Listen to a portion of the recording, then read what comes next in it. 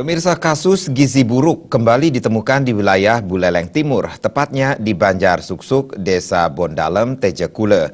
Anak ketiga dari pasangan Made Rediase dan Putu Sumini tidak seperti anak-anak seusianya. Lantaran gizi buruk itu, setiap malam anak malang ini tak bisa tidur nyenyak dan selalu rewel. Sungguh menyedihkan nasib Kade Febri Darmayanti, balita asal Banjar Dinas Suksuk, Desa Bondalem, Kecamatan Tejakule itu mengalami gizi buruk. Akibatnya, tumbuh kembang balita yang genap berusia 21 bulan itu terhambat. Pertumbuhannya tak seperti anak-anak seusianya. Kadek Febri Darmayanti merupakan anak ketiga dari pasangan Made Rediase dan Putu Sumini. Balita ini harus dipangku sepanjang waktu oleh ibunya. Sumini mengatakan anaknya lahir melalui proses operasi sesar di salah satu rumah sakit swasta di Singaraja. Ketika lahir, anaknya memiliki berat 2,35 kg. Beberapa bulan setelah melakukan konsultasi ke posyandu, anaknya divonis menderita gizi buruk.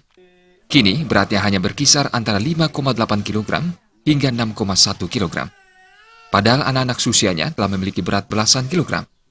Akibat gizi buruk tersebut, tumbuh kembang sang anak terhambat, tidak seperti anak-anak seusianya. Lantaran gizi buruk itu setiap malam, sang anak selalu rewel dan tidak bisa tidur nyenyak.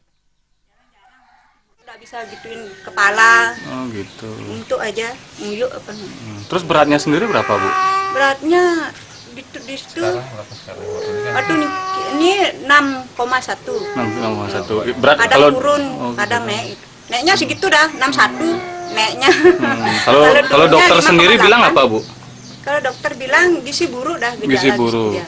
Rewel nangis, harus begadang dia nih, misalnya perutnya bengkak, kembung misalnya. Habis itu kembung dah lagi, nangis, harus begadang. Tapi makannya biasa, Bu? Biasa, bubur, kadang nasi.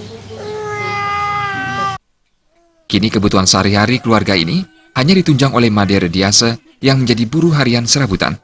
Sang ayah terkadang bekerja sebagai tukang kebun, buruh bangunan, atau pekerjaan lainnya. Komang Yuda, Bali TV.